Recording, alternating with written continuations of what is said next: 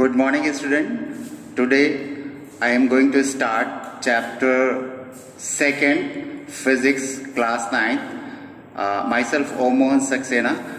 I will start the chapter Motion in One Dimension. Now, first of all, we'll see some terms related with that. First of all, we should know that the physical quantities are divided in two categories. One is a scalar quantity, another is a vector quantity. So, a scalar quantity are those quantities which can be expressed only by magnitude. They do not require any direction for their explanation. So, the physical quantity which are expressed only by magnitude are called scalar quantity, and only two parameters are required to express the scalar quantity, and these are unit in which the quantity is expressed and the numerical value. Like mass of a body is 10 kg, so 10 is a numerical value and kg is its unit.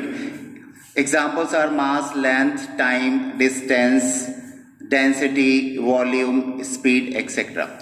Now, after that, vector quantities. So the quantities which are expressed by the magnitudes as well as direction also, and they also follow the law of vector addition. Now, the parameters required for these vector quantities are the unit, numerical value as well as the direction. Means the direction is required to express the vector quantities. Like force. So if we say that there is a force of 10 kg, 10 Newton, then 10 is a numerical value, Newton is its unit, but we should know in which direction the force is acting. So the direction is required for this quantity, so this is a vector quantity. So all those quantities which are expressed by magnitude and direction, and then these are known as a vector quantity. The examples are like displacement, velocity, force, acceleration. These are the vector quantities. Now, representation of vector quantity required the numerical value which gives the magnitude, and the negative sign of the vector quantity represent the reverse direction. Means suppose if we say the force F is acting in this direction, so this represents the minus F, means in the opposite direction, and generally we take the direction like that: east, west, north and south. So if a force is acting, means suppose the force is of 10 Newton is acting towards the east, then we draw a line of 10 centimeter and taking the scale like 1 centimeter is equal to 1 Newton, then we draw a line of 10 centimeter and we can say that it is a force of 10 Newton. Now suppose if a force is acting along a direction making angle suppose 30 degree with the east towards the north, and the magnitude of that force is 5 Newton, then again we can take the scale that 1 Newton is equal to 1 centimeter. So we will draw a line at an angle of 30 degree from east, and we take a line of length 5 centimeter and then make an arrow, because the vector are represented by the arrow whose length is given by its magnitude and arrowhead gives the direction. So this is the representation of the vector quantities. Now, and the representation is like that. Suppose force is written in the capital letter and an arrow is marked above it. So this represents the vector quantity, right? And if we write like that, so it is simply F, this gives the only magnitude. So vector are represented with the bold letters and arrow on it. Now, we are going to discuss some positions and some terms related with that, a particular body. Suppose rest. So what is rest?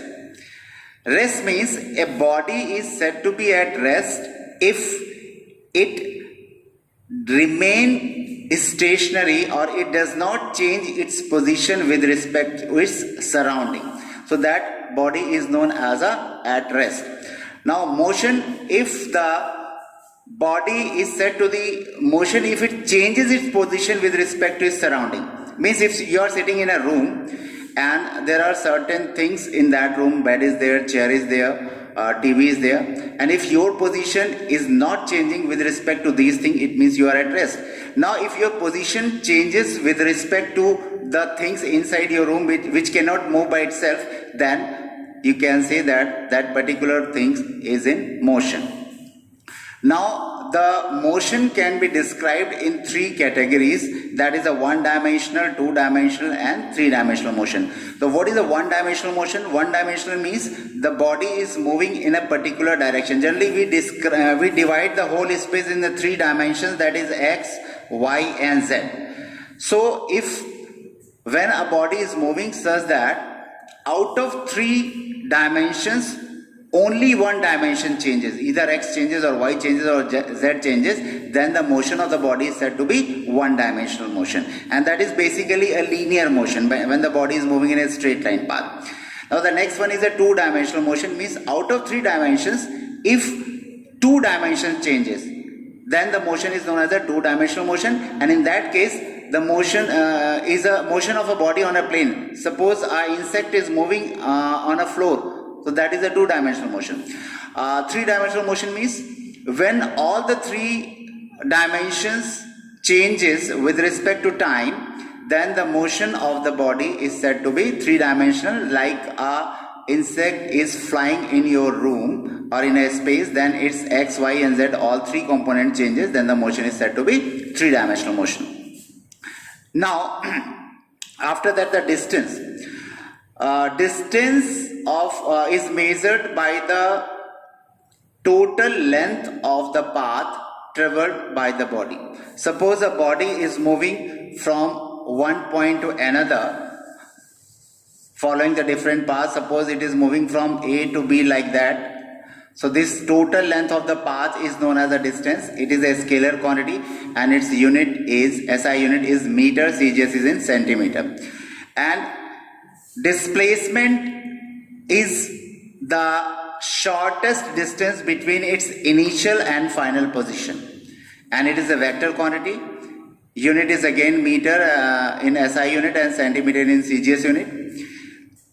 And that, as we have told that since the displacement is a vector quantity, so the direction is required. So we have to say that the body's displacement is, suppose 10 meter towards east or towards north, like that we have to express like that.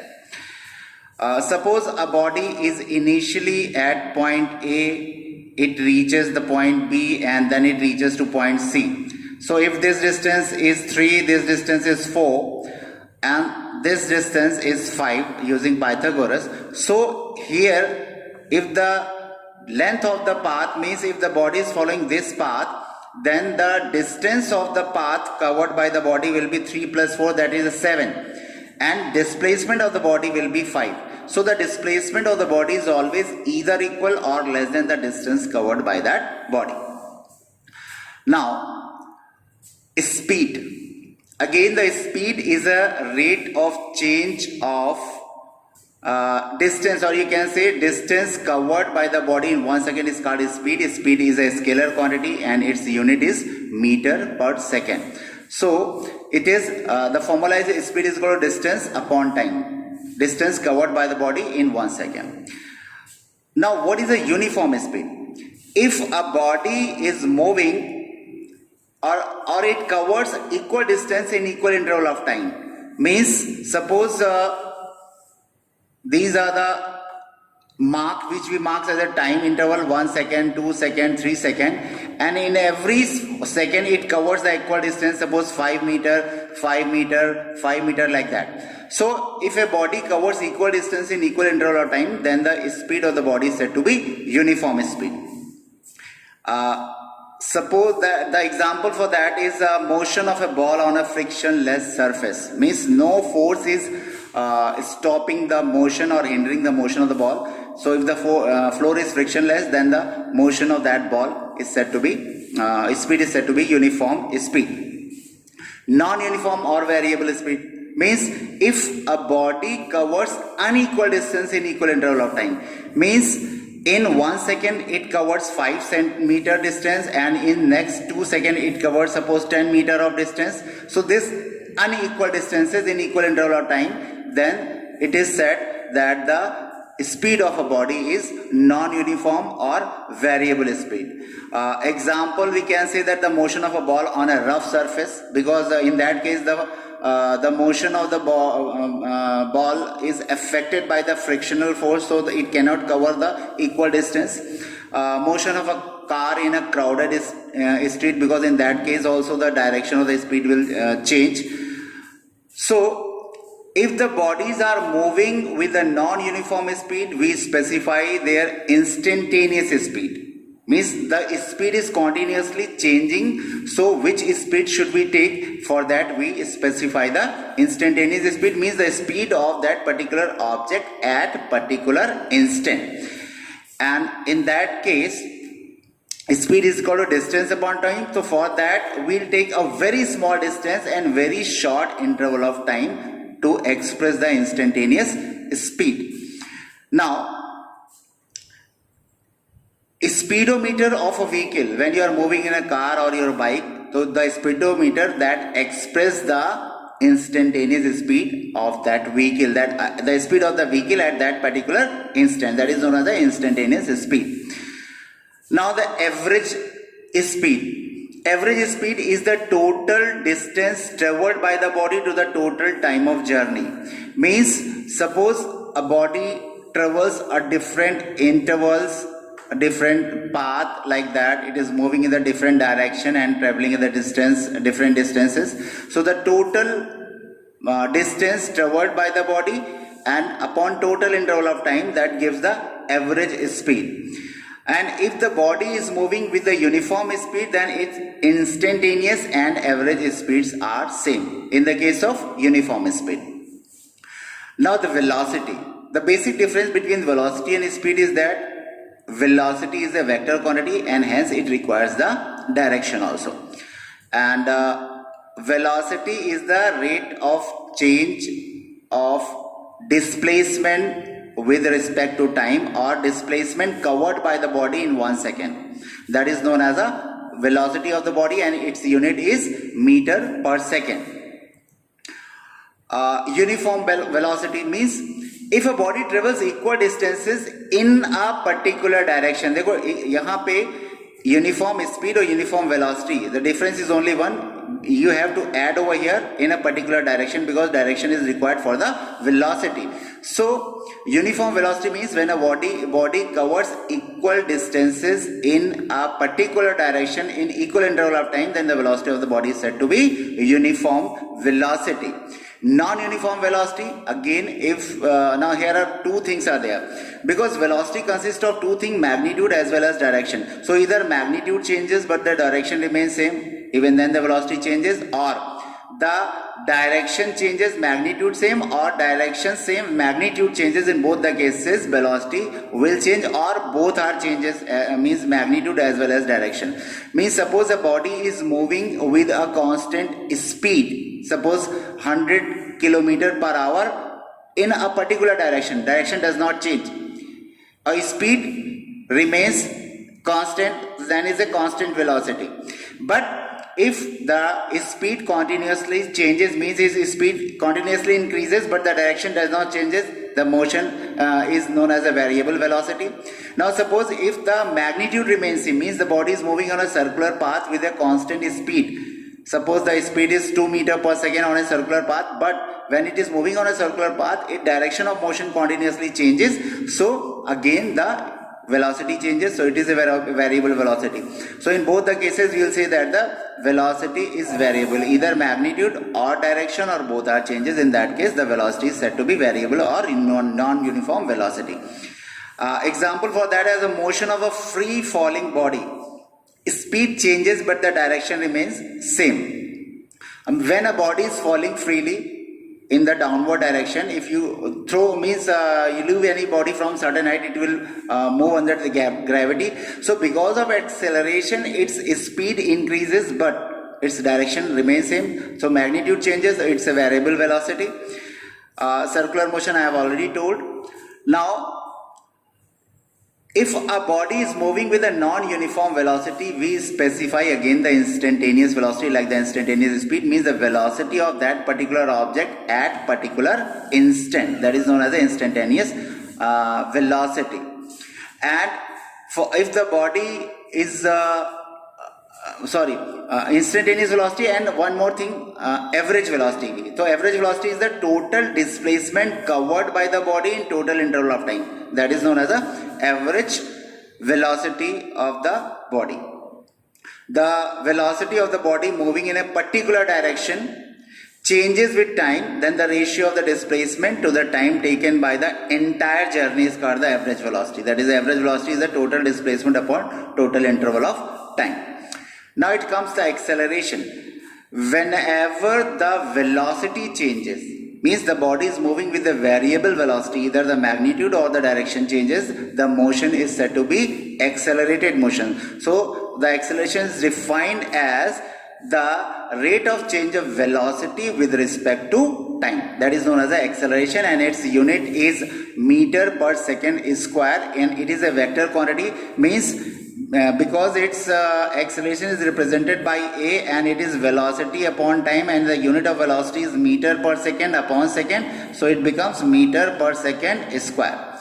Means the change in velocity of a body in unit second, that is its acceleration.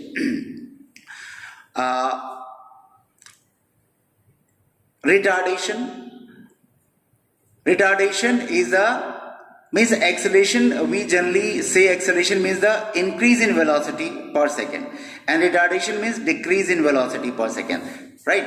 So here acceleration is always taken as a positive and retardation is always taken as a negative. Now there is a relation between acceleration. We know that if the body is moving with the velocity u, and after time t, its velocity becomes v, so the change in velocity, that becomes v minus u. So the acceleration is given by v minus u upon t, that is a change in velocity in time t. So that will be at is equal to v minus u, or v is equal to u plus at. So this is a relation between the acceleration and the velocity of the body. Now here, if the final velocity v is greater than its initial velocity, it means that the velocity continuously increases, and in that case the acceleration is positive, so it is known as the accelerated motion. And if the final velocity v is less than that of the initial velocity, it means that its velocity continuously decreases, means there is a retardation in the motion. In that case a will be negative. Now uniform acceleration. The acceleration is said to be uniform or constant when equal change in velocity takes place in equal interval of time. Means if the velocity increases with time, suppose this is a 1 second, this is a 2 second, if the initial velocity of the body at this point is 0, and here the velocity is suppose 10 meter per second, and after 2 seconds it becomes 20 meter per second, but after 3 seconds it becomes 30 meter per second, means it increases at a constant rate. So the change in velocity is constant for a particular interval of time, then the acceleration is said to be uniform acceleration, and this example is motion of a body under gravity. Now the question arises, motion of the body under gravity, how it can be a uniform acceleration? Because the value of acceleration due to gravity is 9.8 meter per second square. It means that if the body is falling from certain height and it takes 10 seconds to reach the ground, and if its initial velocity at this height is 0, so after every second its velocity increases by 9.8 meter per second. This is the rate of increase of velocity. After 2 seconds it will become 9.8 into 2, after 3 seconds it will become 9.8 into 3, like that. So when it reaches the ground it will be 9.8 into 10. So this will be the velocity, that is the 98 meter per second while reaching the ground. So this is an example for the uniform acceleration. Now variable acceleration means if the change in velocity is different for the equal interval of time, then it is known as a variable acceleration. Now the acceleration due to gravity.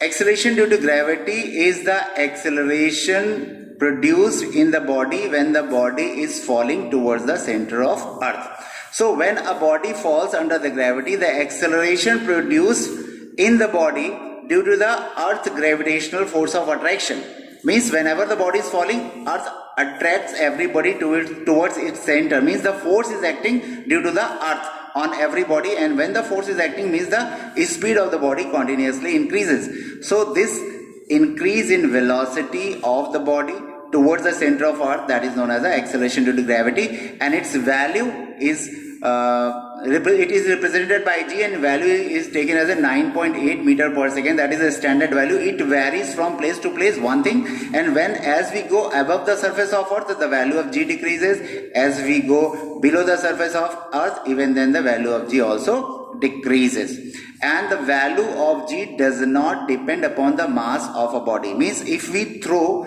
or if we drop two bodies of different masses in vacuum, they will take same time to reach the earth.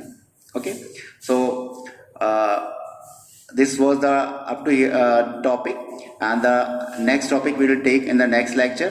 Thank you. Have a nice day.